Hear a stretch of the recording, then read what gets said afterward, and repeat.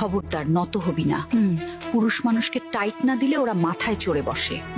টাকা সব কবজায় রাখবি। এই তোমার বেতন 50,000 টাকা, কিন্তু অ্যাকাউন্টে 40 কেন? বাকি 10,000 টাকা কি করেছো? মা বাবার ওষুধে আর ছোট ভাইয়ের পড়ার খরচের জন্য বাড়িতে 10,000 টাকা পাঠিয়ে। এভাবে টাকাগুলো নষ্ট করছো তুমি, ভবিষ্যতে চিন্তা নাই? মানুষকে খাইয়ে সব শেষ করছো। সাদিয়া মানুষ মানে? তারা আমার রক্ত, আমার বাবা মা। তাদেরকে আমি না দেখলে কে দেখবে? সব টাকা আমাকে দেবে, তোমার খরচ আমার থেকে নেবে, তোমার বাড়ির কাউকে 1 পয়সাও দিতে পারবে না। তোমাকে বেতনের সব টাকা দিতে সমস্যা নাই, কিন্তু আমার বাবা মা ভাই বোনকে টাকা দিতে পারবো না, এটা মানতে পারবো না। পারবে না তো? তাহলে থাকো তোমার মা বাবা নিয়ে, আমি চললাম বাপের বাড়ি।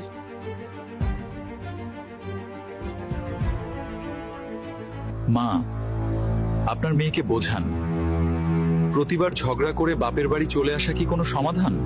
তুমি আমার মেয়েকে একটু সুখে রাখলে তো ও আসতো না। ওর কোনো কথাই তো তুমি শোনো না। ও চায় আমার সব টাকা ওর হাতে দিতে। আমার বৃদ্ধ মা বাবাকে সাহায্য করলে ওর সমস্যা কোথায়? দেখো বাবু, আমার মেয়ের মতো চলতে পারলে চলো, না হলে আর স্বামীগিরি দেখাইতে আইসো না। মা হয়ে সমঝোতা না করে আপনি ওর অন্যায়কে প্রশ্রয় দিলেন। ঠিক আছে, আপনাদের মেয়ে নিয়ে আপনারাই থাকেন।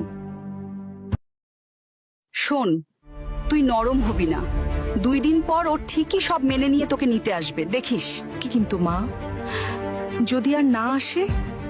আরে আসবে আসবে, না এসে যাবে কই? আপা, সর্বনাশ হইছে, দুলাভাই তো আরেকটা বিয়ে করেছে। ও আমাকে ছাড়া অন্য কাউকে ঘরে তুললো। আমি এখন কোথায় গিয়ে দাঁড়াবো? মা, তোমার কথা শুনে আমার সব শেষ হয়ে গেল। এখন আমি কোথায় যাব? আরে তুই এত ভাবছিস কেন? মামলা দিলে সোজা হয়ে যাবে। মা, তুমি থামবে? আমার সংসার ভাঙছে আর তুমি আছো মামলা নিয়ে। আমাকে স্বামীর কাছে নিয়ে চলো। আমি অনেক বড় ভুল করেছি, আমাকে ফিরিয়ে নাও। আমি আর কখনো তোমার সাথে ঝামেলা করব না। যে নারী স্বামীর মা বাবাকে নিজের শত্রু ভাবে, সে নারী আমার অযোগ্য। আমি নতুন বউ নিয়ে সুখে আছি, তুমি চলে যাও। আমার মেয়ে ভুল করেছে, তাকে মাফ করে দাও। তুমি নতুন বউকে ডিভোর্স দিয়ে ওর সাথে সংসার করো। আপনি হচ্ছেন মহা শয়তান মহিলা।